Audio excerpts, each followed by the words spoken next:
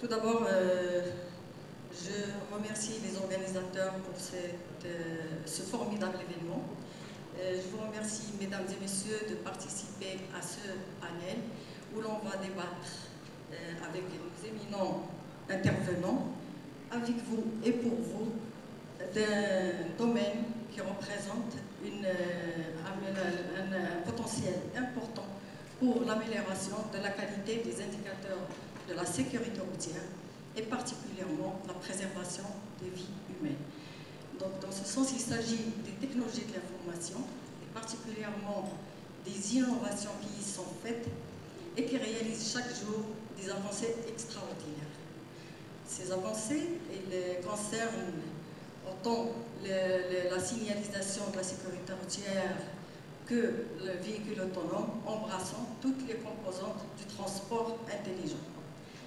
Le plan mondial de l'ONU pour la décennie des actions pour la sécurité routière 2011-2020, qui repose sur 5 piliers en matière d'action nationale et qui sont la gouvernance et la gestion de la sécurité routière, la sécurité des véhicules, la sécurité des routes et mobilités, le comportement des usagers de la route, particulièrement le conducteur, et les soins des accidentés. Donc, ce plan a réservé une activité numéro 5 dans le cadre des activités internationales au volet data, et principalement au volet d'amélioration de la qualité des données recueillies sur la sécurité routière. Et bien sûr, ce volet et cet aspect ne peut être concrétisé qu'à travers l'utilisation des technologies de l'information. Donc, dans ce cadre, on a un ensemble de panélistes qui vont se présenter, qui vont être présentés à l'assistance et qui vont traiter cet aspect, l'utilisation des technologies de l'information pour l'amélioration de la sécurité routière. Donc, j'invite les intervenants à se présenter à l'assistance.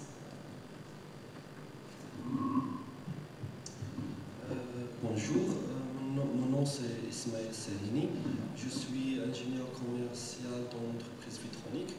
On est une entreprise qui est responsable pour le Moyen-Orient et l'Afrique. Et je vous remercie beaucoup pour cette chance que vous nous avez donnée pour participer. Merci. Salam alaikum, bonjour, je me présente Aïd El Haj Mohamed, je suis le dirigeant de la société Roadlight et on développe et commercialise des solutions innovantes et pour les cyclistes et motocyclistes. Une des souffrances qu'on essaie de résoudre, c'est le manque de visibilité des cyclistes et motocyclistes dans le trafic routier. Voilà. Bonjour, merci de m'avoir invité. Je suis Patrick Vautier, je suis directeur du marketing et de l'innovation d'une société qui s'appelle RATP Dev et qui exploite des réseaux de transport public, par exemple au Maroc le tramway de Casablanca, et on est présent au Maroc et en Afrique depuis une dizaine d'années, en étant aussi en Afrique du Sud, en ayant de nombreuses expériences plus anciennes dans l'Afrique subsaharienne, et puis on est aussi en ce moment en Algérie.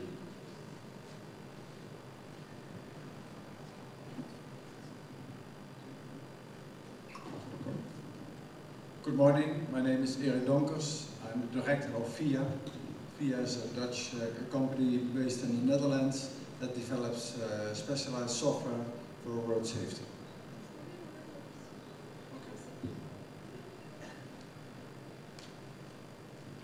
Bonjour, mesdames et messieurs, mon nom est Hamid Amour, je travaille avec la société Genoptic. Genoptic est un groupe avec 5 divisions que je vais présenter un peu plus tard.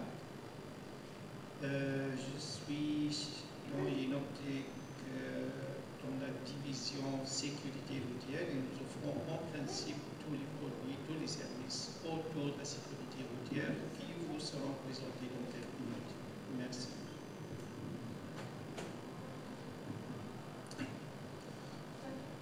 Assalamu alaikum. I'm Ahmed Yassin from Emirates Driving Institute, Dubai. I'm the regional manager for Africa and General Manager for our project here in Morocco, and the Project Development Manager also for EDI Dubai. Thank you very much to give me the opportunity to be with you today. Salam alaikum. Je suis Mohamed Reda Tebi, je suis chef du projet Marout au sein de la direction des systèmes d'information du ministère de l'équipement, du transport, de la logistique et des groupes. Je vous remercie pour l'invitation. Merci, cher éminent intervenant. Donc, nous allons entamer ce panel en invitant. Nous allons entamer avec M. Aït El-Haj, qui va nous présenter un système de sécurité lumineux pour cyclistes et motocyclistes. La parole est à vous, M. Merci. Donc, comme je vous l'ai dit tout à l'heure, une des principales causes d'accidents au niveau des cycles et motocycles, c'est le manque de visibilité. Donc, on va prendre par exemple les motos et les scooters. Quelle que soit la marque ou le modèle, les signaux de signalisation, quand il y en a, sont à 80 cm du sol. Donc, nous, on a pris pour exemple le 3e feu stop automobile et on l'a adapté aux cyclistes et motocyclistes par le biais de cet appareil. Donc, c'est le click light, ça se porte comme un sac à dos et ça fonctionne sans fil. Et dès que vous freinez ou que vous mettez les clignotants, ça s'allume et c'est dans le champ de vision. Donc, je vais vous faire une petite démonstration très rapide et vous allez comprendre.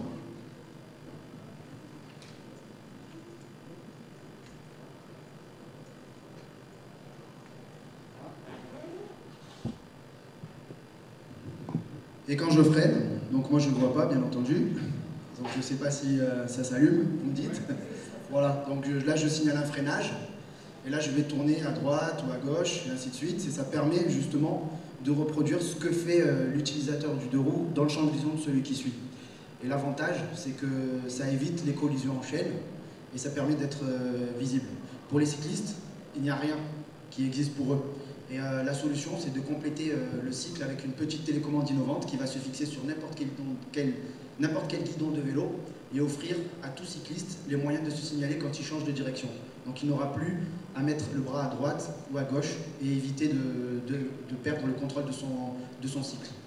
Voilà, donc c'est le projet qu'on est venu présenter au Forum de la sécurité routière et pour cela, je vous en remercie énormément de me donner cette chance. Et je vais donner la parole à la personne suivante. Oui, merci M. Aït El-Haj. Et j'aimerais bien savoir, est-ce que ce produit a été déjà commercialisé? Est-ce qu'il est utilisé dans certains pays? Ou quel est l'état d'avancement Alors la start-up a été créée en novembre 2017, il y a un an. En janvier, on a pu présenter le premier prototype au CES Las Vegas. Entre janvier et juin, on a effectué la phase de bêta-test auprès d'une 50aine d'utilisateurs.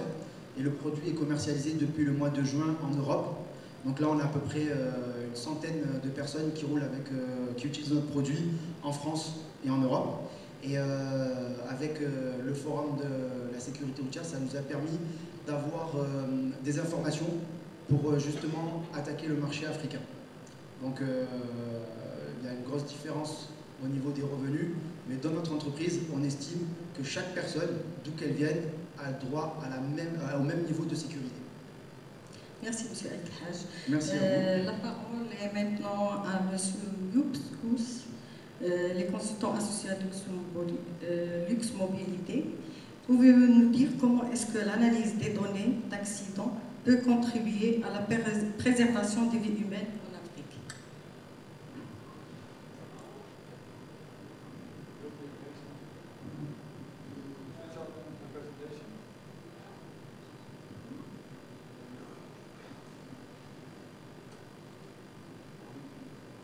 Can you start the presentation, please?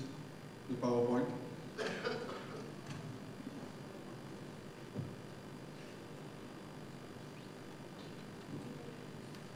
Okay.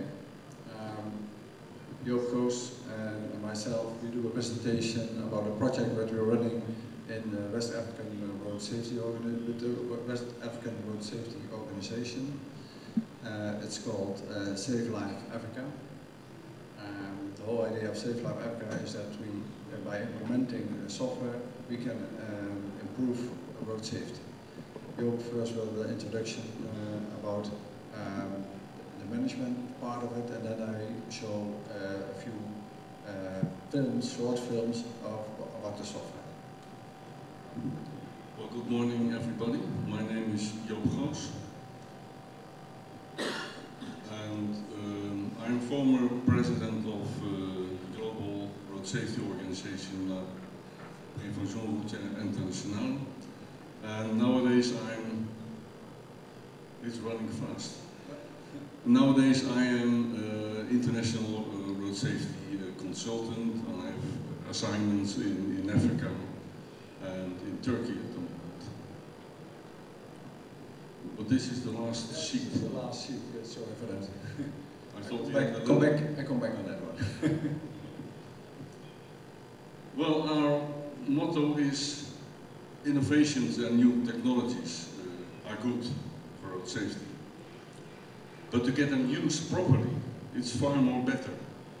Because if you have a kind of system that is not used, it will bring nothing.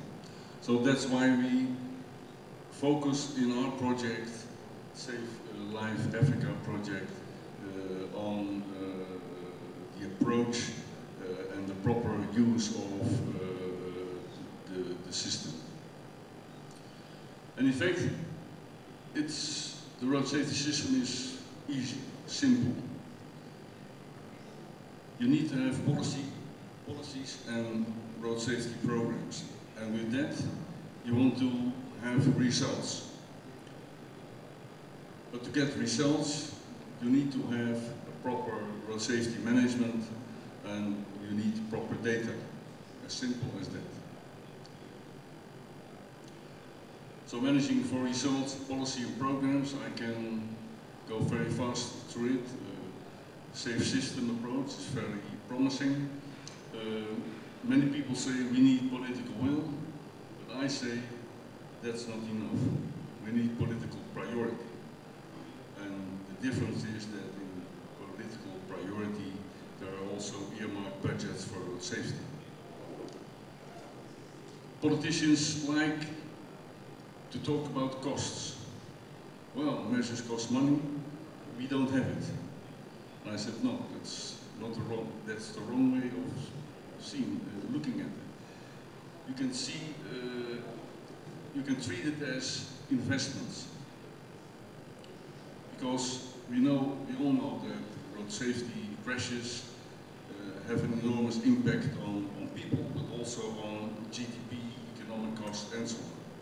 So by bringing the figures down, by investing in measures, you can earn a lot of money. And of course, you need to set priorities. Road safety management is very important. And first of all, you need a lead agency for road safety. Well, we are lucky. In the majority of African countries, a lead agency is existing. But to have a lead agency is not enough. We need also to create partnerships between stakeholders, teaming up with NGOs. And we call it, you should make at national level a safety deal. To discuss with the partners who is responsible for what and who's doing what at what time, and so on and so on. And of course, international and regional collaboration is important, just for the fact that to prevent reinventing the wheel, and it allows you also to have benchmark with other countries. And most important, if you can do something together, projects together, we can also share the costs. And you can share, of course, knowledge and best practices. Data management is very important because accurate data is essential for setting priorities. If you don't have good data, it negatively affects your policy and the impact of measures. And it's a simple fact that measuring is knowing, and knowing is learning. Learning is a better performance, and better performance saving your lives. So what each country needs is a reliable crash data system. And then we see in the majority of African countries, this is not existing. And what we are doing in our Save Life Africa project is to introduce an advanced system of collection and analysis of crash data. But as I started, we do that not to sell, primarily to sell the software, but to train people, to coach people, to follow them 3 years, helping them with help desk and so on. Because our goal is to improve road safety. And that means that any system they use, it should be used in a sustainable way. We have chosen for a step-by-step approach. We will start with West African countries. At the moment, Senegal is acting as the first demonstrator for other members, and Mali, Togo and Benin are indicated as follow-up countries. Important is that we realize a kind of change of mindset. We call it change management. Coaching, training, workshops, support for 3 years. And with the purpose of creating a national team that is committed, that is sharing the data, and the data that also needs to be accessible for all stakeholders.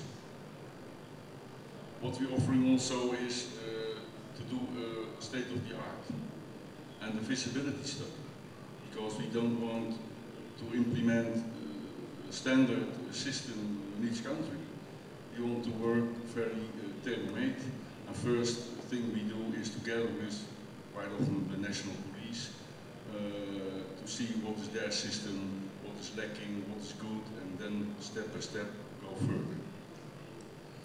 That's why we reuse existing accident data in the new system.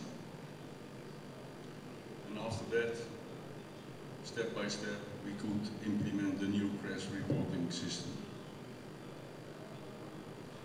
But it should be used not only in the beginning phase, but year after year, because only then you can make good analysis and you can develop effective programs.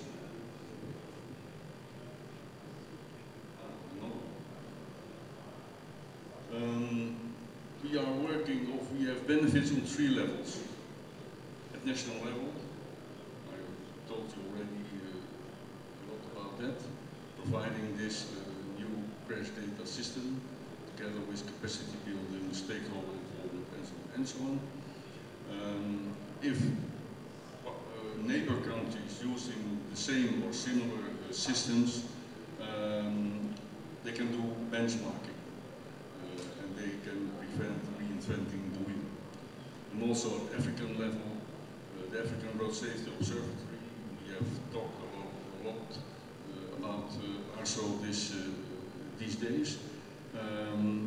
This African Road Safety Observatory can benefit strong of regional collaboration, because they receive national and regional figures that are similar, harmonized, and so on, so they can use it directly for their own objectives.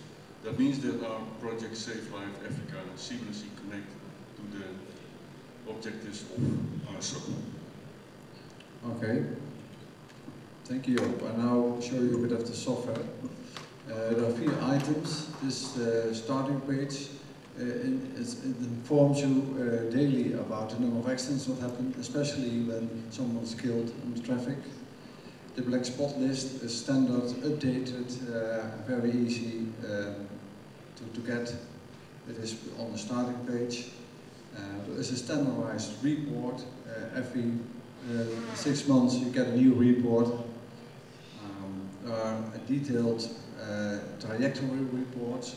As if you draw a route between 2 cities, you can have a detailed report like this. To help you, we have a chat function, so that you don't have to call, you just type in your questions and answer will be there in a short time.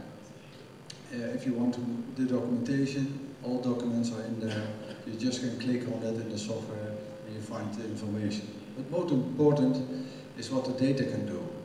This is our dashboard. On the left side you see the number of accidents per year. On the right the heat map is, oh sorry. Oh. No, it's not running.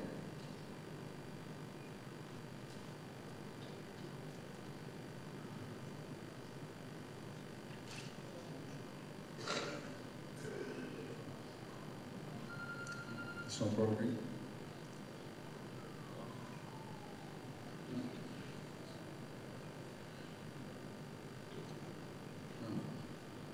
Okay, that's not good. It's difficult to tell. Okay, we have roadmaps with accidents. You can have a detailed analysis. You can zoom in on the database, and you have detailed tables. But I suggest I check what's wrong, and I show the film a few minutes later. You agree with that? Because I really like to show what the software is doing, and I have to test it why it's not working. So I come back later.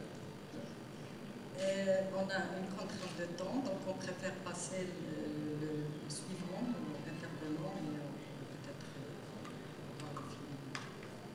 si le temps, le timing le permet. D'accord. Ok, je vous remercie pour votre présentation qui était claire. Je passe la parole maintenant à M. Delby du ministère de l'Équipement et Transport qui va nous présenter une application qui a été développée, Maroc, qui a été développée et qui va nous parler de la valeur ajoutée de cette application pour la sécurité routière. Merci Madame la Présidente. Maroc est une application mobile qui a été développée par le ministère de l'Équipement, du Transport, de la Logistique et de l'eau. Elle a été lancée à l'occasion de la Journée nationale de sécurité routière en 2017. Alors, cette application vise à promouvoir l'information routière en temps réel ou en temps opportun. Elle permet, entre autres, l'affichage sur carte des événements qui perturbent ou bloquent les routes. Les accidents, les enneigements, les inondations, les ensablements, tout type d'incidents qui pourraient perturber ou couper la route. Elle permet de notifier des incidents autour de soi. Elle permet de consulter l'état d'un trajet précis en spécifiant le départ et la destination, bien sûr. De proposer des déviations si elles sont disponibles, si elles sont possibles. De donner la possibilité aussi aux usagers de la route de déclarer les incidents qu'ils ont constatés eux-mêmes sur la route, sur leur trajet, de déclarer ces incidents.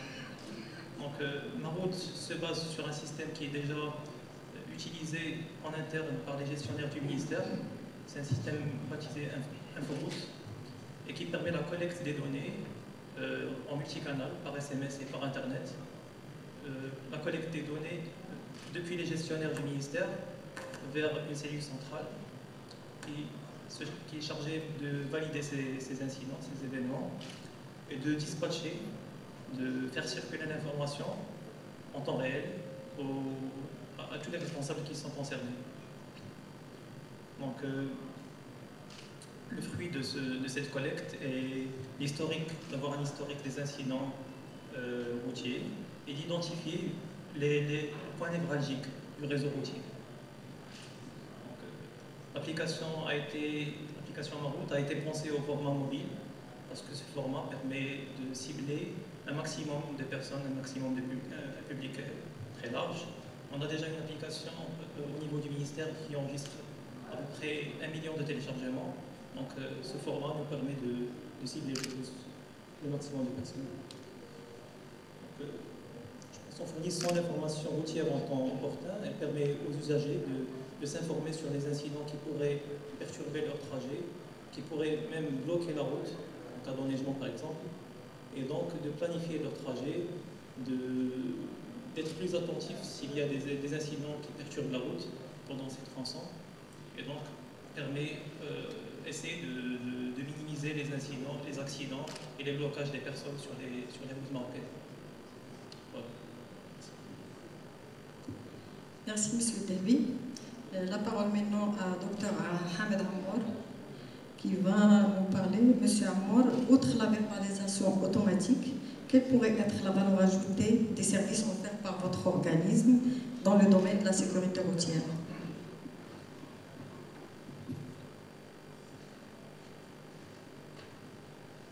Merci, madame.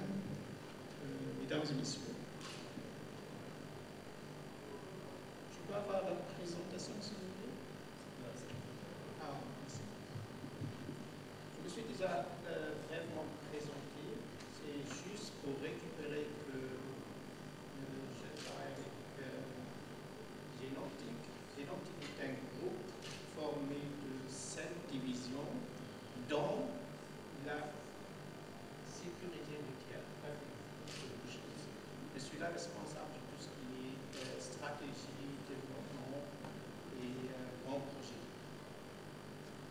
Le groupe compte à peu près 3000 employés et fait un chiffre d'affaires d'à peu près 700 millions d'euros. Je vous dis ça pourquoi? Parce que ça c'est très important pour comprendre les objectifs que nous avons, comme par exemple investir dans la sécurité routière.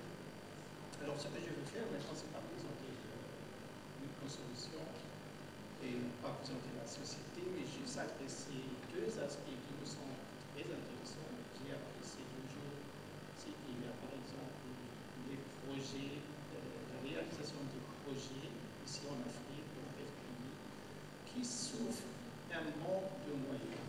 Et pour cela, ils n'ont pas la possibilité, ils n'ont pas les moyens d'introduire la sécurité routière. Alors, nous, comme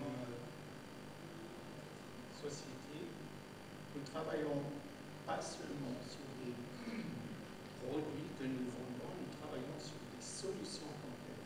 Alors, on couvre toute la chaîne nécessaire pour introduire dans un hackathon des solutions pour la sécurité routière. Vous voyez, ce sont 3 aspects importants, l'aspect de la technologie. Je n'en parle pas parce que nous avons dépassé le stade de discuter la résolution de la caméra, les gens ont des capteurs, etc. Je pense que nous pouvons tout ça, ça c'est évident.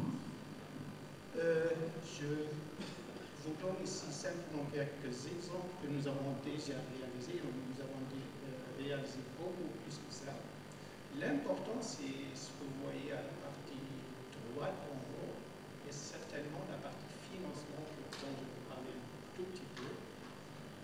La réalisation des projets sous forme de partenariat public-privé, ce qu'on appelle le PPP. Dans ce modèle, nous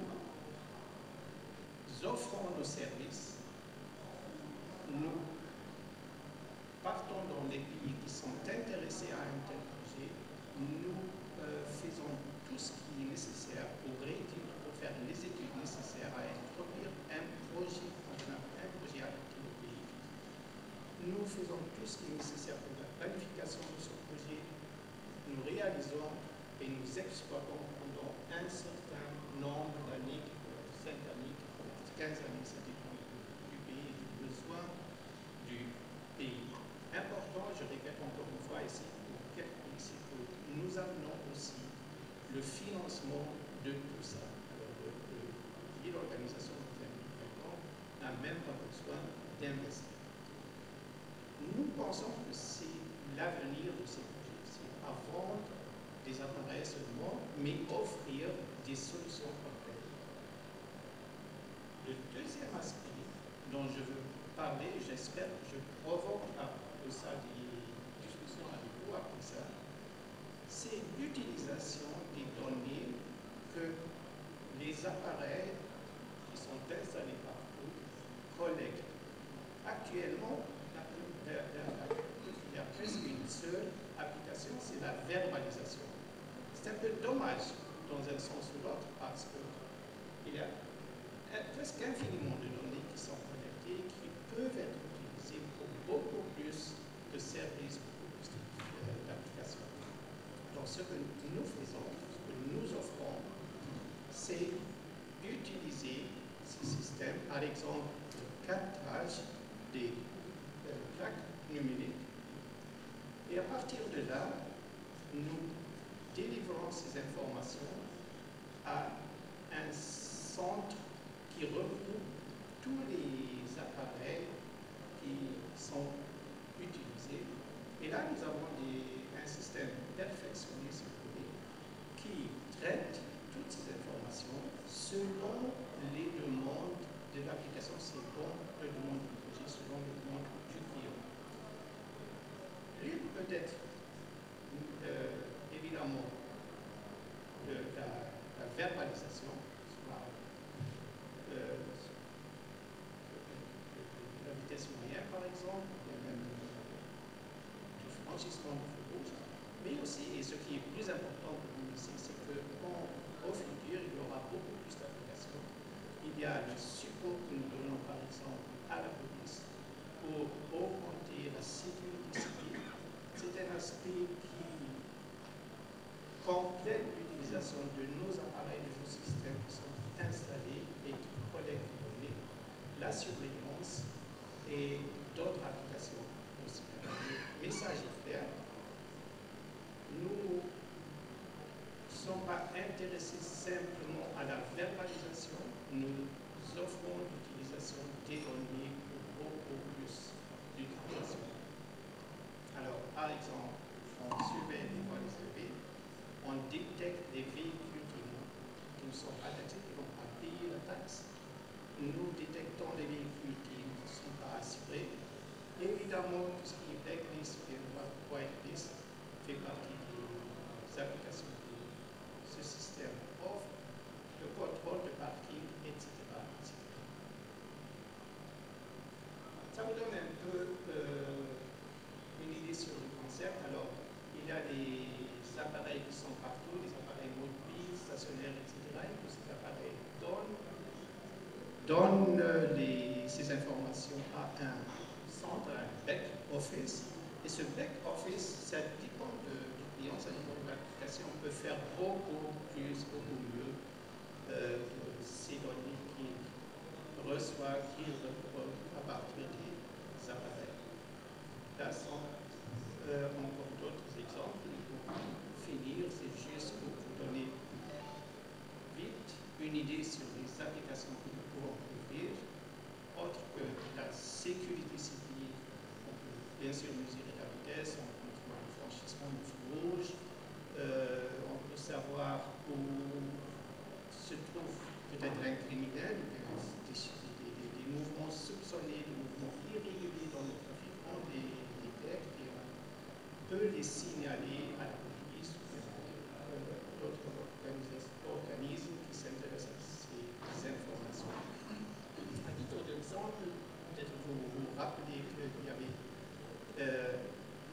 un criminel qui a assassiné une dizaine de personnes à Londres, le pont de Westminster. Le pont de Westminster, si notre système était utilisé dans ce pont, ils auront pu savoir que l'assassin était là, à ce pont, mais il a quitté le pont parce qu'à ce moment-là, il y avait des forces de la police. On n'a pas voulu risquer son attentat, alors il a dégagé la place et est revenu 2 heures après pour tuer quelques personnes.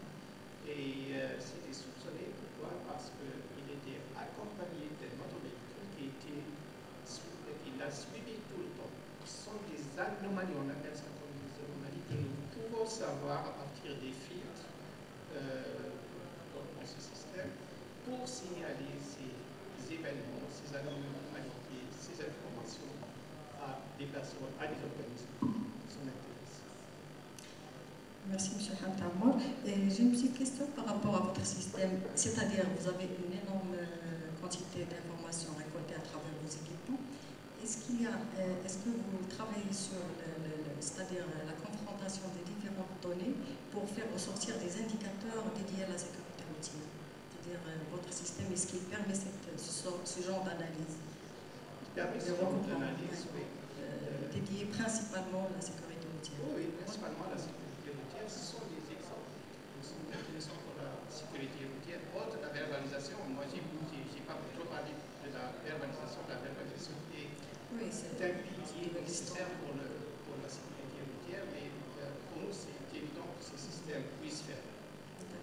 l'important, c'est qu'au-delà de ça, nous pouvons délivrer beaucoup plus d'informations que nous pouvons extraire à partir des informations qui existent déjà. Les données sont là. Il faut simplement, parenthèse simplement, utiliser ces informations pour créer des messages qui sont importants pour la sécurité, pas seulement routière, mais par exemple aussi pour la sécurité civile. Merci, Dr Hamed. Donc la parole maintenant est à M. Ismaël Salrini de la compagnie Vitronic. Donc les équipements de constatation. Oui.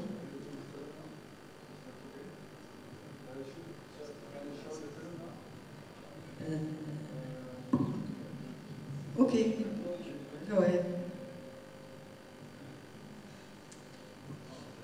It's okay. So, okay, second chance. Thank you for that. Thank you, sir. That you wait a moment. Oh.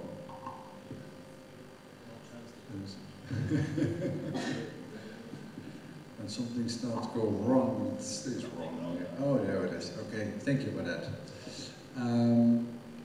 What I like to show is how our software works. The first one I'd like to show you is the starting page. The starting page helps you, informs you daily about the severe accidents that happened on the road. You can see where it is, what exactly happened.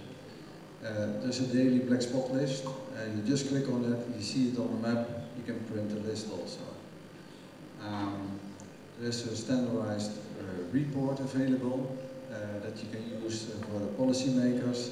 It is just an example of it. The same for more technical people. There's a trajectory report. This gives you information on all the accidents and speed on a stretch of road.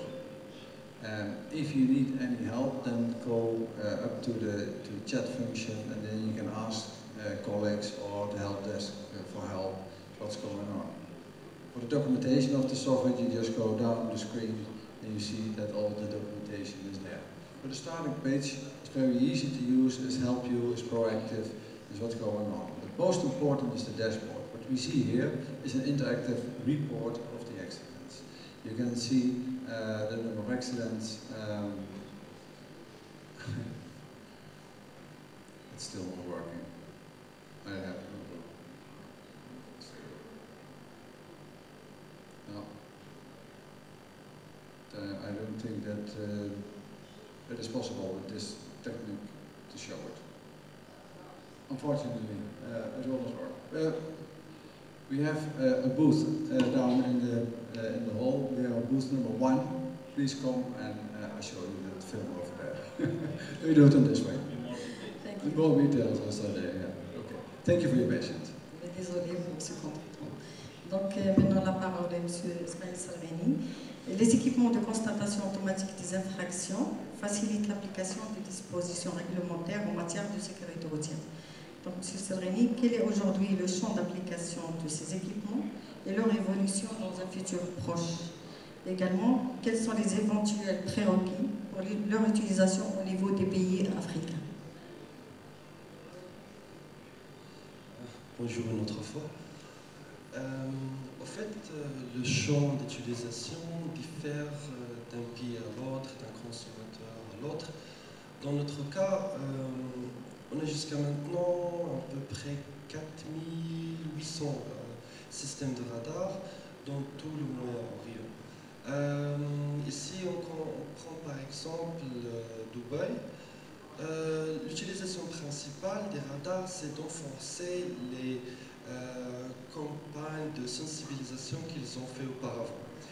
Le challenge qu'ils ont, c'est qu'ils ont plus de 250 nationalités. Tout le monde a fait un test de conduite complètement différent. Des gens n'ont même pas fait, ils ont une attestation pour conduire. Alors, ce qu'ils font au début, ils lancent des campagnes pour une semaine, 2 semaines, parfois aussi pour une durée assez prolongée. Et après, ils essaient de faire des échantillons. Comment les gens peuvent accepter ces nouvelles règles et est-ce que les gens vont aussi les accepter. Au début, parfois, on reçoit simplement un message, ok, on a roulé trop vite, ou bien on s'est arrêté dans un passage de service. Et si on le refait une autre fois, ce qui se passe, c'est qu'on doit payer. Et si on parle à la police directement, il dit, ok, les campagnes de sensibilisation sont bonnes, mais bon, la meilleure chose pour motiver les personnes à respecter le code de la route et aussi à faire attention aux autres conducteurs, c'est au fait de les faire payer. L'évolution est assez intéressante en fait parce qu'au début c'était plus seulement l'enforcement pour que les conducteurs respectent les vitesses qui sont posées, mais après ce qu'on a remarqué c'est que moi j'ai deux permis de conduite, un marocain et un allemand. Quand j'étais à Dubaï, pendant la première semaine, j'ai eu 3 accidents. Pourquoi? Parce que j'avais pas l'habitude que les personnes me dépassent à droite. Et là, ce qu'on fait, c'est qu'on essaie de... On a commencé aussi à enforcer des infractions pour les personnes qui dépassent de la droite.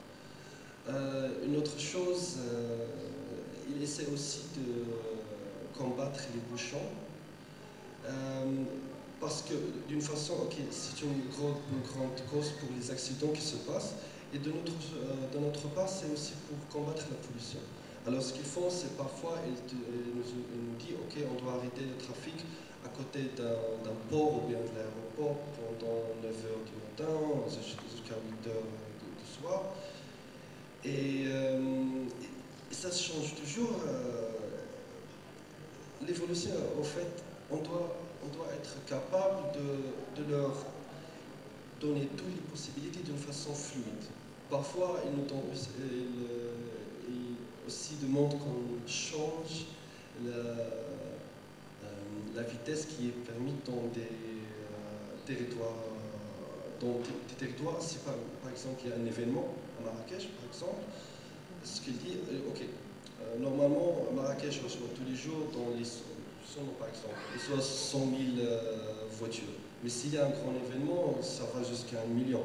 Alors on doit aussi leur aider à organiser pas seulement les violations qu'ils vont prendre, mais aussi pour aider à minimiser les bouchons au minimum possible. Pour l'Afrique, avant que je commence à travailler avec Vetronic, je travaillais pour un constructeur allemand. En fait, la première chose qu'on doit faire avant d'investir dans les systèmes de radar ou bien dans les softwares et le tout, c'est d'éduquer les gens. Car je cite un ami à moi qui vient du Sénégal, il m'a dit, ok, on doit appliquer quoi si on ne sait même pas de quoi on parle. Alors, et si on ne les éduque pas, les routes ici en Afrique, ils vont rester comme des cimetières. Mais la première chose qu'on doit faire, c'est de se concentrer sur l'éducation du conducteur. Et après, on peut parler. Mais d'une façon, comment dirais-je, progressive. Car moi aussi, j'aime pas en fait vraiment payer les procès-verbaux. Et je vous remercie pour votre attention. Merci. Merci M. Salamini. Donc ça me permet d'enchaîner sur l'intervention de M. Yassine qui va nous parler de la formation des futurs conducteurs et de leur évaluation. Donc il va nous dire à travers son intervention comment on peut bien éduquer et préparer ces futurs conducteurs au respect aux règles de la sécurité routière. Merci. Thank you very much. Again, I will thanks for giving me the opportunity to share our 25-year experience as a driving institute, specialized with all type of driving and all categories. road safety training. Coming to your question, and briefly, I would like to say the technology actually it's coming very, very important in driving institute. I will give some small examples, again briefly, because it's take too much time if you want to detail. As you know, the technology is not something you can say it only by one word. You have to see the data, you have to see the analysis, you have to see more things to understand. But as I want to say, as a driving institute, from the starting, we have a registration system, fully automated.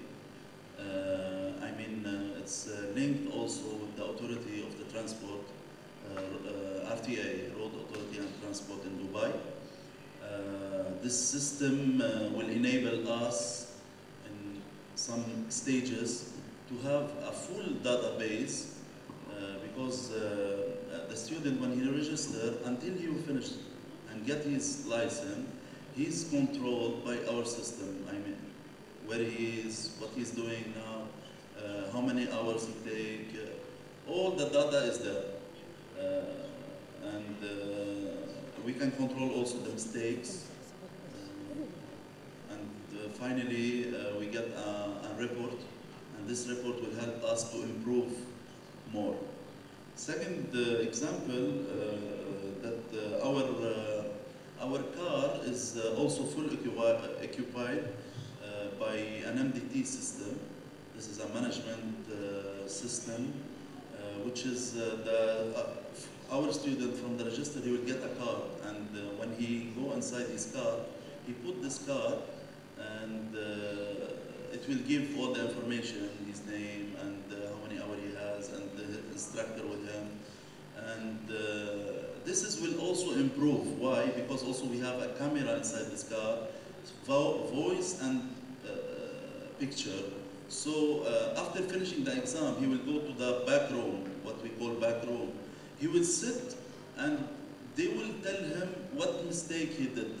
This is an extra from the instructor with him. So he has an instructor with him, but also there is a supervisor. Supervisor, he will give the comment for the instructor and for the student, and we can control both. This is also will improve too much things.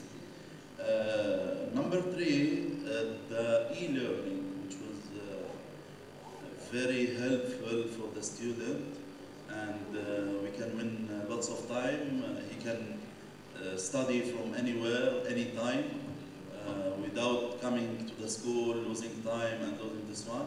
And at the same time, when he will enter, it's not only he will learn, so we can control him also. We know how many hours he takes, how much time he loses to learn this one. So this is again will enter in the database and helping too much for the safety. And our new technology also, it's the smart yard, we call it. The smart yard is the testing for the car, final test. This yard is fully equipped by new sensors. Even the car, as I told, it's have the cameras with sensor and the gear, and even he's sitting, putting the seat belt, also he's not putting the seat belt. All this one we can monitor from a control room, So in the end, as I told, data, it's very important. This is all will give us a report. We can always improve from the report, because if you don't have any data, anything, so you cannot go through anything. And finally, as per the RTA, Road and Transport, to just mention something to show how much the technology and how much our institute did well for improving the road safety and the training, that any student have a license from Emirates Driving Institute, he's less accident than any driving institute in Dubai. So we can say 1 of 5, because there is 5 institutes in Dubai. So we are 1 of 5, this institute, less accident in Dubai. Thank you very much. Merci, Monsieur Yassine. C'est très important. Donc, la première intervention de Monsieur Routier de la RATPDEV. Donc, dans le cadre de la mobilité urbaine, comment les technologies d'information permettent l'amélioration de la sécurité routière? Merci, Madame. En fait, la sécurité, c'est un sujet qui est crucial pour la mobilité en ville, et je voulais juste vous donner 2 raisons pour ça. La première, vous le savez tous et toutes, la population mondiale est en train de migrer à l'intérieur des villes. Jusque dans les années 80, il y avait moins de la population, de la moitié de la population qui vivait en ville. Au début des années 2000, on est passé à plus de la moitié, et on va vers 70% de la population qui va vivre en ville. Donc la ville devient de plus en plus grande, elle devient de plus en plus complexe, et pour rester une ville attractive, une ville dans laquelle le développement a lieu, il faut garantir la fluidité de la ville. Ça veut dire permettre à tout le monde de se déplacer. Et pour se déplacer, il faut de plus en plus de solutions diverses de transport public. Et donc, dans ces solutions diverses de transport public, il faut amener un point crucial. C'est le premier point, c'est la sécurité. Personne parmi vous, moi, n'importe qui, fera confiance à un système de bus, à un système de tramway, si je ne suis pas capable de lui garantir qu'il va pouvoir faire son voyage en toute sécurité. Donc c'est un enjeu qui est crucial, et grâce à toutes ces nouvelles technologies qui se développent maintenant depuis une quinzaine d'années, grâce à la puissance de l'Internet, on va être capable d'agir dans 3 domaines différents. Le premier, c'est la connaissance, savoir ce qui se passe. Le deuxième, c'est le partage, pas simplement le savoir pour soi, mais échanger avec les autres acteurs de la mobilité et de la sécurité. Et le troisième, bien sûr, c'est agir. Alors, finalement, dans notre métier, qui consiste à gérer des bus, à gérer des tramways, sans parler des métros et des trains, comment ça se passe? Le premier rapport de la technologie, maintenant, c'est qu'on peut capter de la donnée, des data, en permanence grâce à l'Internet des objets. Tous les véhicules qui roulent, dès lors qu'ils sont modernes, qui sont d'aujourd'hui, récupèrent en permanence de la donnée, et cette donnée-là, on va pouvoir la récupérer soit en temps réel, soit en temps différé, pour en faire des outils et une connaissance qui va nous aider à améliorer la sécurité. Améliorer la sécurité, c'est améliorer finalement la sécurité à travers les hommes, puisqu'on n'est pas encore aujourd'hui dans les véhicules autonomes. On y sera sans doute assez rapidement pour des usages très ciblés, mais avant que tout soit autonome, il va falloir que finalement tout ce qui est mobile s'adapte. Ça va prendre peut-être 15 ans, 20 ans, 30 ans. Donc aujourd'hui, le premier enjeu de la sécurité, c'est encore un enjeu humain. Et chez nous, ça veut dire comment un conducteur va pouvoir travailler sur ce qu'il fait lui-même pour être quelqu'un qui garantit la sécurité de ses passagers. Donc, par exemple, ce qu'on a fait à Casablanca avec le tramway, c'est qu'on récupère toute cette information dont je vous parlais et on l'analyse en temps différé pour pouvoir après donner à chaque manager de l'information sur comment finalement un conducteur a accéléré, comment il a freiné, est-ce qu'il a une conduite souple, est-ce qu'il a été en état d'anticiper ce qui va arriver à un carrefour. Et ça permet de dialoguer avec chaque conducteur pour qu'il prenne conscience de ses bonnes pratiques, voire quelquefois, parce qu'il était fatigué, il n'a pas été assez attentif. Mais on améliore comme ça la sécurité et ça se traduit par une diminution du taux d'accidentologie des conducteurs et c'est à la fois plus de sécurité pour les passagers mais c'est aussi plus de sécurité pour l'ensemble des véhicules, par exemple, qui circulent autour de la plateforme du tramway. Ça, c'est un premier axe. Comment, finalement, je vais avoir un conducteur qui est plus sûr grâce à la technologie. Après, il y a un deuxième axe qui est comment je vais avoir du matériel qui est plus sûr. Parce que, vous le savez tous, vous êtes des spécialistes du sujet, si on a des routes en bon état, si on a un système qui fonctionne bien et que les véhicules sont complètement en mauvais état, d'une certaine manière, la sécurité, là encore, n'est pas garantie. Une fois encore, toutes ces données-là sont captées, sont analysées et on passe notre temps à améliorer les techniques de maintenance au lieu de réparer simplement les véhicules quand ils sont en panne, ce qui était le premier stade, au lieu de se dire, bon, bah, par exemple, tous les 50 000 km, il va falloir faire une intervention de maintenance préventive. Maintenant, on bascule dans des outils de maintenance prédictive.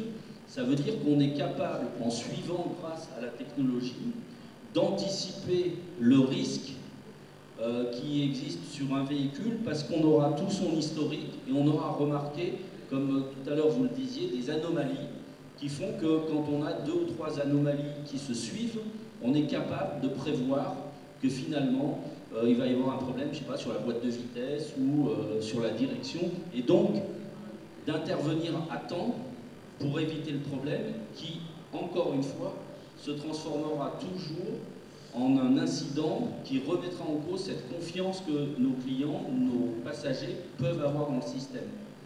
Ça, si jamais ça vous est arrivé, quand vous êtes dans un bus ou dans un autre véhicule et qui tombe en panne, c'est jamais quelque chose d'agréable, c'est jamais une bonne nouvelle, c'est stressant parce qu'on se dit qu'on va être en retard, on se demande combien de temps ça va prendre.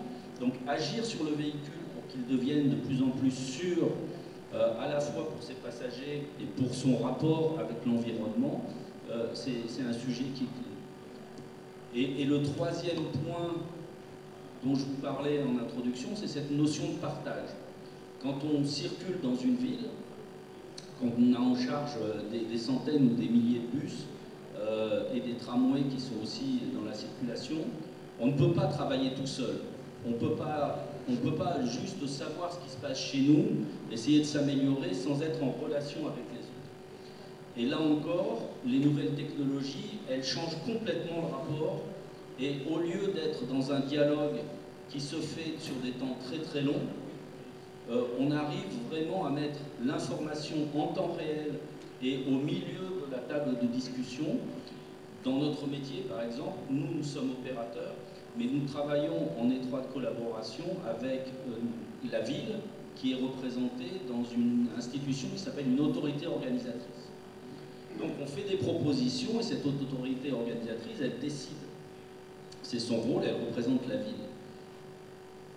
Comment ça se passait avant, sans cet apport de nouvelles technologies? On faisait un rapport, des gens lisaient le rapport, il fallait des semaines parfois pour faire le rapport, après on faisait une réunion, et ça durait des mois. Et puis à la fin, il y a une décision qui se prenait ou pas. Désormais, ce qu'on voit, et je vais vous donner 2 exemples, c'est des solutions qui viennent, comme le logiciel que vous présentez. On partage l'information en temps réel, on fait des tests, des simulations en quelques secondes et en quelques minutes, et on voit les impacts des idées que chacun a. Et ça permet de changer complètement le dialogue et la manière de travailler sur les règles de sécurité, les conditions de sécurité, à la fois pour les passagers et pour la circulation routière dans la ville. 2 exemples, et je m'arrêterai là-dessus. Le premier, c'est finalement un bus quand il roule en ville, au-delà des questions de sécurité, comment circule-t-il réellement, ou un tramway? Quel temps il passe à un feu rouge? Combien de temps il prend pour sortir d'un arrêt? Dans quelles conditions, par exemple, il peut se remettre dans la circulation? Aujourd'hui, il y a des logiciels en temps réel qui permettent de comparer ce que le bus était censé faire et qu'est-ce qu'il a fait réellement, de mesurer les écarts et de montrer, au-delà de on est en avance, on est en retard, quelles sont les conditions réelles de circulation. Le deuxième élément, par exemple, c'est la vidéosurveillance. nous avons aujourd'hui des véhicules qui sont équipés avec des caméras qui regardent ce qui se passe à l'extérieur et qui regardent ce qui se passe à l'intérieur. Et quand vous venez, par exemple, dialoguer avec la ville et avec les forces de police et avec des vidéos qui montrent ce qui se passe réellement quand on arrive sur un carrefour ou quand, par exemple, vous avez des gens qui stationnent sur une plateforme de tramway, je peux vous garantir que grâce à cet apport technologique, vous avez un dialogue qui est différent parce que vous êtes perçu comme quelqu'un qui vient partager une information objective, la preuve, vous pouvez la montrer, et à partir de là, tout le monde essaie de trouver une solution. Ce n'est pas simplement un rapport de force entre quelqu'un, par exemple, qui vient dire « Vous savez, j'ai des problèmes, j'arrive pas à passer à l'heure parce que la circulation ne va pas, je vous ai fait un rapport. » Et puis quelqu'un qui va dire « Non, mais moi, j'ai d'autres informations. » Donc, il y a un véritable changement de culture autour des conditions de circulation, donc des conditions de sécurité aussi, à la fois pour les gens qui sont à bord des véhicules, des bus, et à la fois pour les gens qui sont à l'extérieur, qui est complètement renouvelé dans un mode de dialogue, dans un mode de participation grâce à ces apports de technologie. Merci. Merci, Monsieur Vautier. On constate donc qu'à travers ces différentes interventions, que les technologies d'information représentent un levier incontournable pour l'amélioration de la sécurité routière. La parole est maintenant à l'assistance pour les questions et débattre avec les différents intervenants.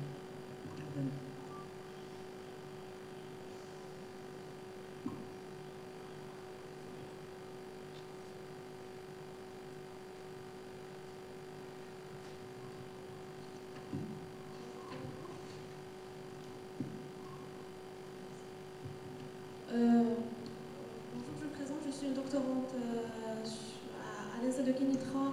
Je travaille sur la sécurité routière. Et là, j'ai 3 questions. La première est pour Monsieur Mohamed Reda Tabi, pour votre application Marout.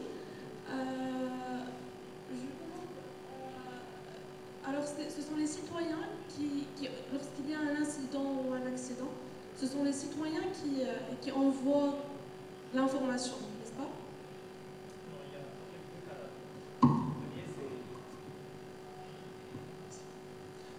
Il y a en fait 2 canaux. Le premier, c'est les incidents qui sont déclarés par les gestionnaires du ministère et qui sont vérifiés par la direction centrale. Et donc, c'est le canal principal de remontée de l'information. Ensuite, il y a un canal qui est proposé aux utilisateurs, aux usagers de la route, de participer eux aussi à cette collecte et donc de déclarer des incidents qu'ils ont constatés sur leur trajet en envoyant éventuellement une description et une photo. D'accord. Pour s'assurer que vraiment le citoyen, qu'il y a vraiment cet incident, bien cet accident, et qu'il n'y a pas des fausses informations. Donc, il faut... D'accord. Merci. La deuxième question est pour monsieur... je ne sais pas son nom, c'est avec Eric Donker, c'est pour le Save Life Africa. Yes. So my question is, you work with the Save Life Africa, work for the west of Africa. So what about Morocco and the north of Africa? So. I can answer the question. Thank you for the question. We wanted to make a start, and we had contact with the West African Road Safety Organization. That's the reason why we started in West Africa and in Senegal. But the software and the whole approach is available for every African country. That's even for Morocco, it's possible. It's possible. For the data, how you can get the data of the Moroccan accidents? In Senegal, the situation is that they already had an existing database. They entered the reports from the police into an old type of software, BAC software, and we got the original database and we transferred it to the new software. That's how we did it. So if there is existing data, we can transfer it, import it in the new software, and then switch for the police for reporting to the new software by using smartphones and GPS so that you really can improve the quality of the data. So So my last question is for Mr. Yassine. Bon, je peux parler en français? D'accord. C'est juste parce que vous avez dit que vous suivez vos études. Bon, ceux qui ont fait les études de licence, de licence of driving. Donc, comment vous faites pour le suivi après avoir eu le permis, vous faites aussi le suivi? Bien juste avant. No, this is not us. This is the road transport authority, RTA. Who's taking the data and is responsible to follow the student after is the authority. It's not us.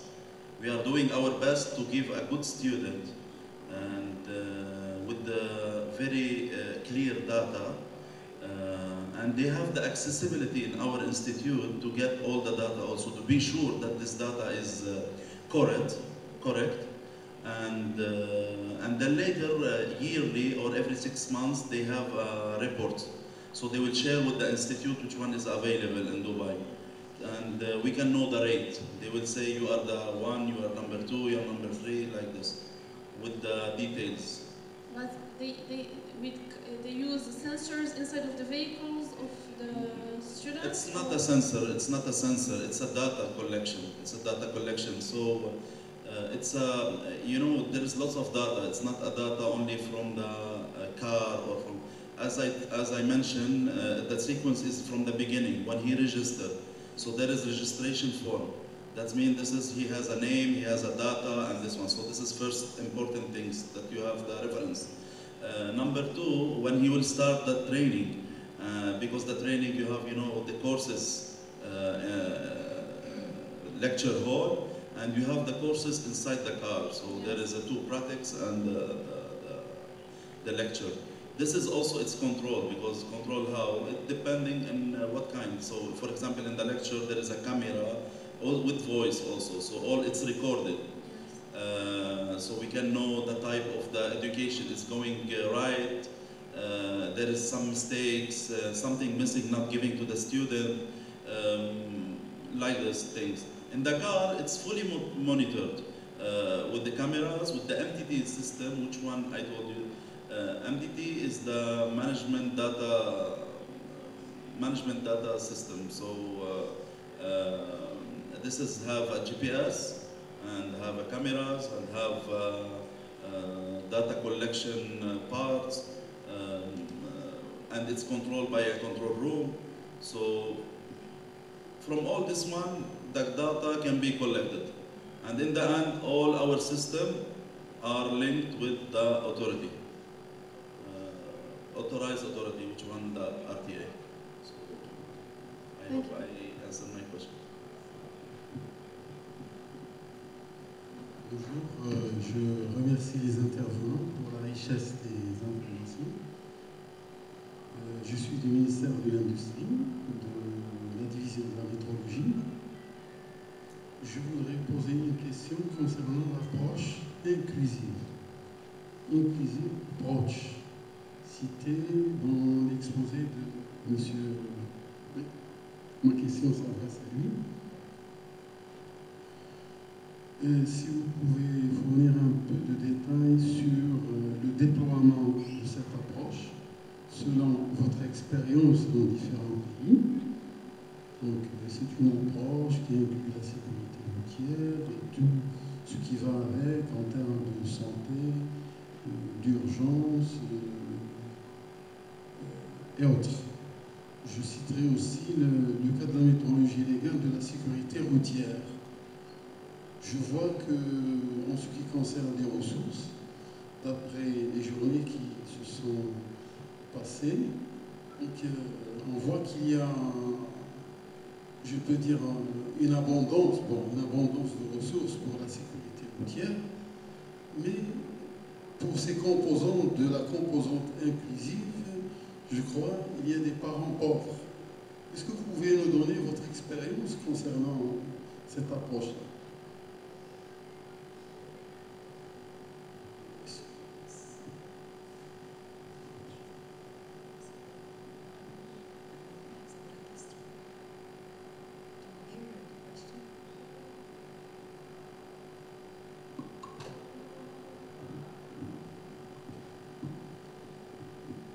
I think it makes sense to always choose for a safe system approach. That means not only focusing on the road users, not only on enforcement, but also to take into account the infrastructure, especially in the cities, to make it more livable, and so on and so on. And road safety is not just a matter of roads and road users, it's also a matter of health. And what we see in most countries is that a lot of countries have problems with financing road safety measures. And what we try to do, but that's not very easy, is to create a kind of national road safety team consisting of the Ministry of Finance, Education, Health, Transport, Inner Affairs, to work together, because they each have their own budget with high walls in between. And what we try to do, try to convince that it's better that if you want to invest in road safety, each department should take his role also in the financial way. But at the moment, in many countries, the discussion is quite often from the Ministry of Transport, because the Ministry of Transport is investing in roads, and that's very expensive. But making roads better means that the healthcare costs are going down. And the Ministry of Health liked it very much, of course. But the discussion is, how can those two ministers work together so that not only the Minister of Transport has to finance road safety, because in finance that he also finance health care systems. Merci. السلام عليكم. سؤالي للسيد أحمد ياسين عن معهد الإمارات، معهد السياقة الإمارات، بخصوص يعني اعتمادكم للتكنولوجيا، يعني التكوين عن بعد بالنسبة لتعليم السياقة. أتساءل إلى أي مدى يمكن الاستغناء عن المدرب في تعليم السياقة، خاصة وأن يعني الأمر يتعلق له جانب يعني يرتبط نوعا ما بالتحسيس والنفسية، يعني بسيكولوجيا المتدرب.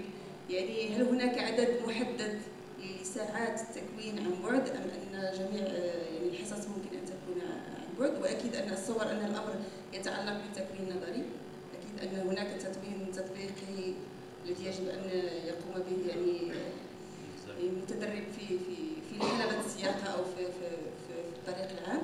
ونفس الأمر بالنسبة لأجهزة المحاكاة، يعني أجهزة المحاكاة كذلك، هل يمكن أن تعوض السير في الطرقات، أم أن هناك نسبة معينة من الدروس التي يمكن أن القيام بها بهذه الأجهزة؟ وشكرا.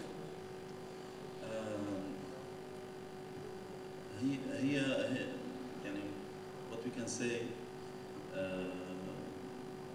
the system cannot ignore the importance of the instructor.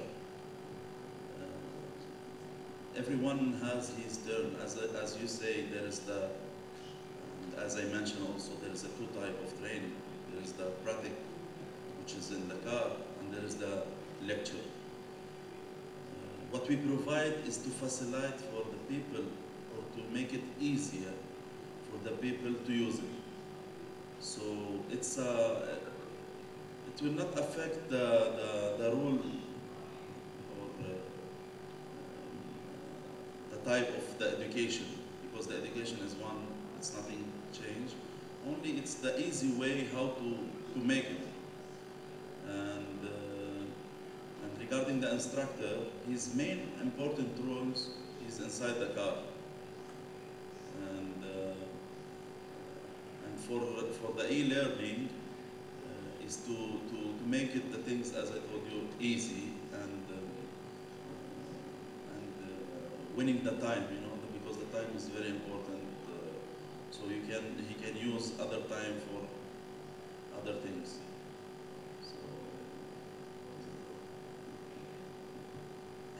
إذا أفهم أنكم يمكن الاعتماد كليا على التكوين عن بعد بالنسبة للدروس النظرية. This part I forget to answer. نسيت جاوبك على هذا البارت. لا يمكن الاستغناء عن لا يمكن أن يكون الإي ليرنينج هو كامل، يعني نحن ما عندنا إياه بشكل أساسي. هو ياخذ يمكن خلينا نقول 70% من هذا، ولكن كاين بارت اللي هو المبدأ الأولي، الفيرست بارت لازم يكون مع انستراكتور، ولازم يكون يعني he has to face to face with the people. انه بس لمرحله اولى ليعرف هو شو، لياخذ الخطوات الاولى ويتعلم معهم. هذا نحن عندنا كمان بالاضافه لهذا، يعني حتى الفيس تو فيس ممكن we have live chat. So live chat هذا سيستم كمان بالويب سايت. This is also chatting if he has any question anytime 24 hours. هل قمتم بتقييم لهذه التجربة لمعرفة إذا كان عندها تأثير على تعليم السياقة بالنسبة بطبيعة الحال كاين الاناليز اللي هم مثل ما بقول لك الار تي اللي هي المراقب دائما اللي كتعطي هذيك الاناليز، والستودنت اللي كي يتخرجوا من عندنا اللي كي يطلعوا من معهد الامارات نسب النجاح تبعيتهم قديش تكون مرتفعة، بالاضافة للنسب اللي هي عدم يعني المخالفات اللي كي بالشارع مثلا اقل، كتكون الحوادث اللي كي يديرها في الشارع كتكون اقل. هذه كلها كتكون اما من عند دبي بوليس او من عند الار تي اي اللي هي الاوثوريتيز اللي هن معنيين بالاناليسيس. هذا هي اللي كتير. وبالاضافه نحن عندنا مانجمنت سيستم هو كمان اللي كي يعطينا الانترنال ريبورت اللي هي كنديروا فيها الامبروفمنت. شكرا.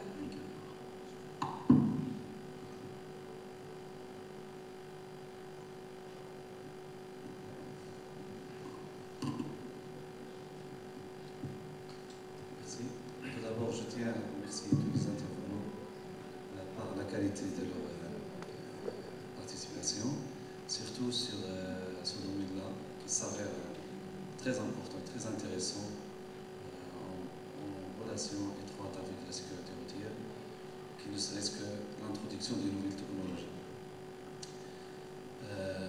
Mon approche va se focaliser sur un point que je vois très important, c'est surtout le défi de la réussite de l'introduction de ces nouvelles technologies dans le domaine de la sécurité routière.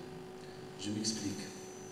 Certes, la partie technique est très importante, elle est très claire, les solutions techniques n'en manquent pas sur tous les niveaux, les radars, les caméras, les GPS, les systèmes embarqués, etc. À mon avis, l'approche qui va se poser plus de problèmes pour plusieurs pays, surtout les pays en voie de développement, c'est les volets de financement, vu le coût de l'introduction de ces systèmes, et surtout le volet juridique et réglementaire et le volet normalisation de ce qui concerne la métrologie. Par exemple, les radars ou bien ces appareils-là, les techniques, en général, ils ont ce qu'on dit des tolérances de précision, etc., qui nécessitent des opérations de précision et d'étalonnage, donc ce qui nécessite aussi une évolution en texte réglementaire de chaque pays pour bien suivre le développement de ces technologies-là et les faire introduire, parce que même si on a ces appareils-là, soit au niveau local ou bien importé, le volet juridique reste un défi, le volet financement, parce que lors de l'application ou bien de l'usage de ces appareils-là, surtout par exemple dans la verbalisation des infractions, donc il y a toute une réglementation réglementation qu'on doit respecter et que ces appareils la suivent. Donc c'est ça mon point et je vous remercie.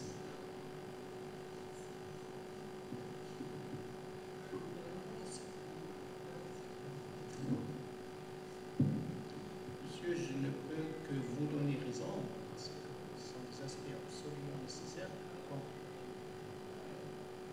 ce sujet, sans financement, vous ne pouvez rien faire. Sans législation, vous pouvez encore moins faire.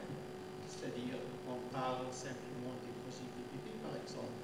S'il n'y a pas une loi qui règle ça, vous ne pouvez même pas l'introduire. Vous pouvez financer ce que vous voulez, mais si la loi ne le permet pas, vous ne pouvez pas le faire. L'autre question de l'homologation, c'est aussi une question de loi et une soit de juridiction. Normalement, dans le web, la plupart des pays, mais pas dans tous les pays, il faut être clair et honnête, mais dans la plupart des pays, ils ont leur loi, ils ont leur juridiction pour que... Bonjour. Alors, je me présente, Karim Himoui, je suis président de l'association de la santé et la sécurité au travail. Alors, je tiens tout d'abord à féliciter les participants à ce panel et tiens aussi à préciser quelque chose. Depuis 3 jours, on parle de data, big data, d'environnement, de conducteurs et ainsi de suite. Tout à l'heure, j'ai été interpellé par M. Gauthier par quelque chose qui est très très important. Il a parlé de médecine prédictive. Donc, est-ce que vous pouvez nous expliquer ce qu'est la médecine prédictive, puisque vous en avez parlé, et qu'est-ce qu'elle peut apporter pour l'avenir de la sécurité au sein de l'entreprise? Merci. C'est un sujet qui qu'on prend de plus en plus en compte, en partie sur 2 choses. Sur le conducteur d'une part, et puis sur le mainteneur d'autre part. 2 exemples.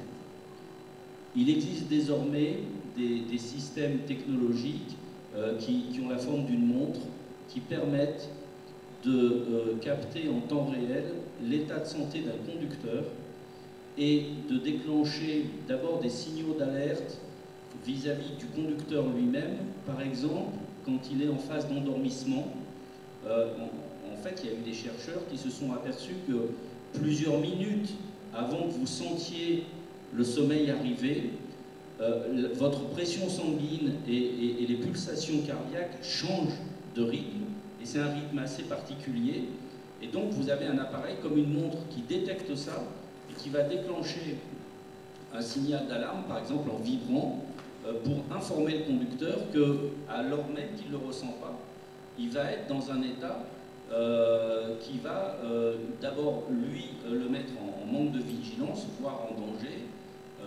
Et ce cas-là, il a commencé à être traité, par exemple à Paris, où on a eu un jour un accident et qu'on n'avait pas pu détecter, mais il y a un conducteur qui a fait un malaise cardiaque, le bus a continué de rouler et le conducteur était mort et l'accident a été grave.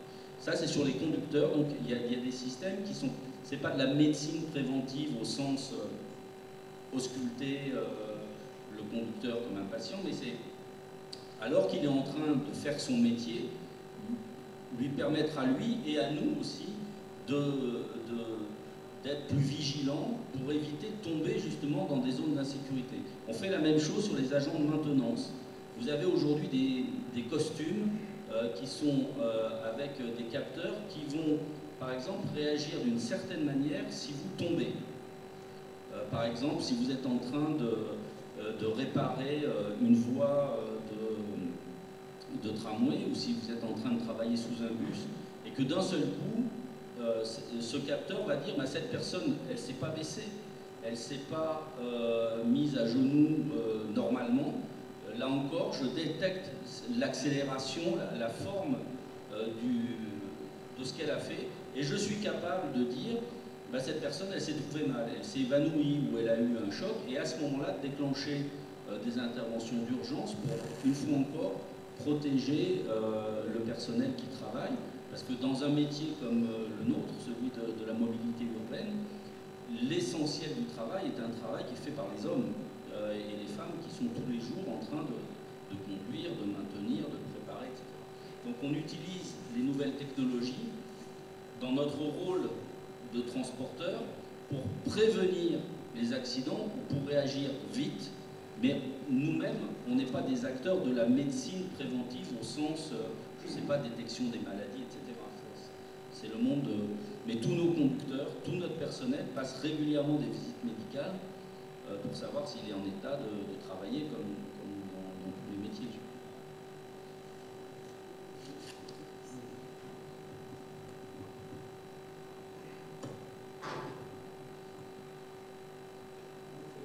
Mohamed Firis, chef de département à la direction de protection des assurés au sein de l'autorité de contrôle des assurances et de la prévoyance sociale au Maroc. Ma question est adressée à monsieur le représentant de la société Génovitique. Donc, sur le plan pratique et technique, comment la solution développée par votre société, comment elle permet-elle de détecter les véhicules non assurés? Est-ce que cette information est communiquée uniquement au service public ou au contraire, est-ce qu'elle peut être partagée même avec les services des entreprises d'assurance privées?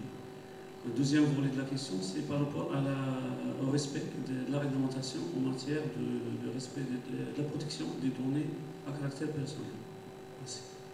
Je vous remercie aussi pour vos questions. La première question qui adresse la reconnaissance des voitures, des véhicules, c'est surtout basé sur des bases de données qui doivent exister, où on peut voir si le véhicule a des taxes, est assuré, si le véhicule est cherché, etc. Bien sûr, le système a besoin de ces informations pour générer des alertes, des informations dont le client a besoin. Alors, sans base de données, le système n'est pas là. Il peut détecter autre chose, des anomalies, comme je les appelle, des anomalies dans la circulation. Par exemple, si quelqu'un qui n'était presque jamais ici à Marrakech, pour des raisons que j'ignore, il commence à circuler la nuit autour de ce forum et qui peut-être il est suivi de notre véhicule. Alors là, on détecte qu'il y a quelque chose qui n'est pas normal dans la circulation. On n'a pas besoin d'autres informations, mais on peut, avec des filtres, on peut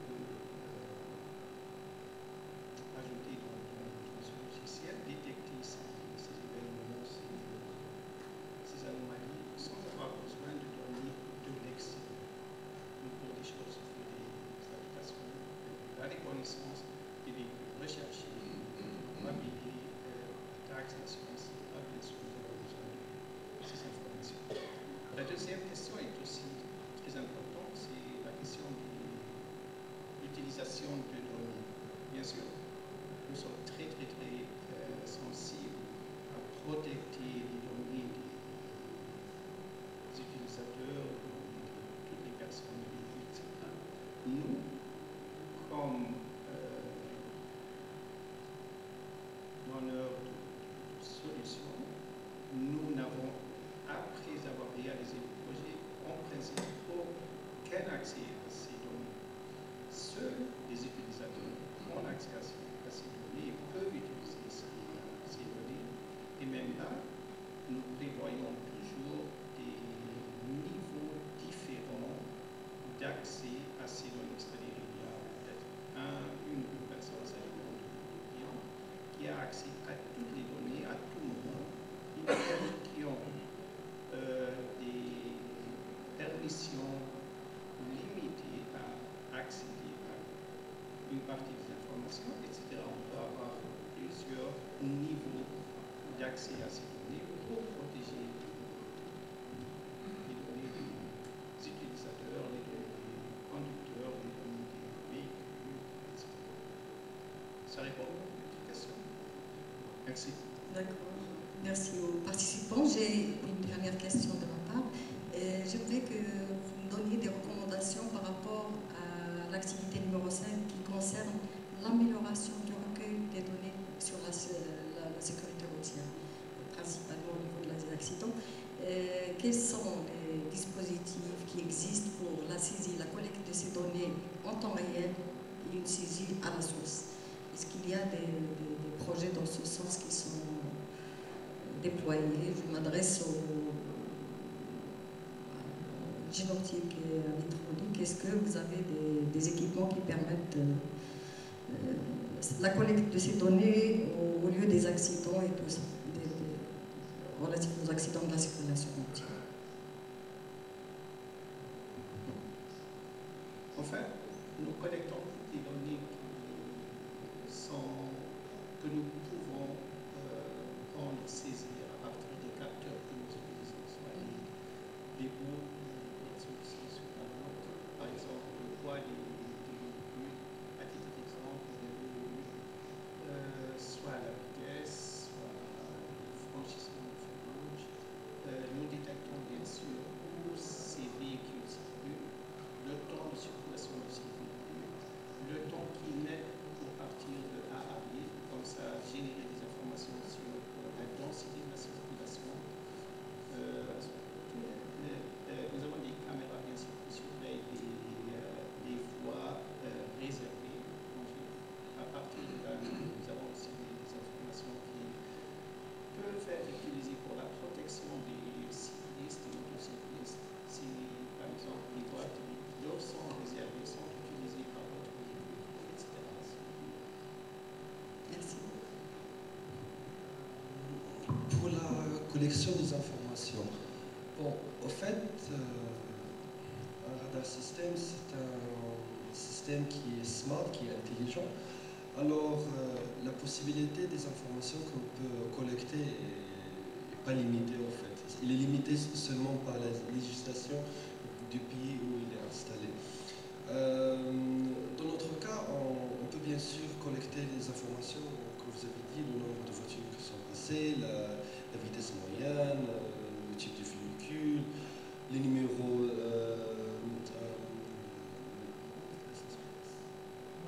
les matricules, et même aussi la couleur des voitures. Et ce qui est intéressant, c'est que il y a deux différentes méthodes comment ça fonctionne. La première fois, c'est que le système reconnaît seulement les voitures qui roulent trop vite, et là, il prend une photo de ces voitures.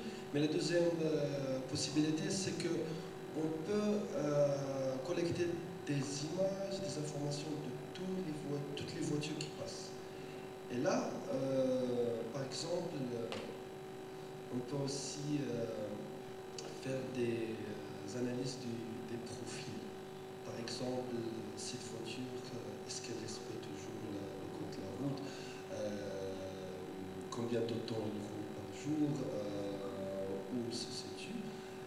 Et ces informations, après, on peut les prendre des radars, mais on peut aussi les utiliser avec des informations d'autres sources.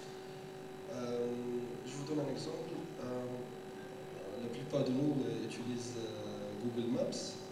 Le problème avec Google Maps, c'est que les informations qui arrivent sur le téléphone ne sont pas à jour. Ça dure parfois des minutes avant qu'on reçoive les informations. Mais les radars sont là, ce sont comme des sensors, et les informations qu'on reçoit d'eux, c'est plus fiable et plus rapide. Et pour ça, par exemple, pour les organes gouvernementaux, parfois, des millisecondes jouent un gros rôle pour sauver la vie d'un conducteur, ou bien parfois aussi c'est une crise. Ils ont un temps, ils savent l'événement avant que ça arrive à un temps qui est assez critique. Merci, et je vous remercie pour vos interventions. Je remercie l'assistance pour sa patience. Merci.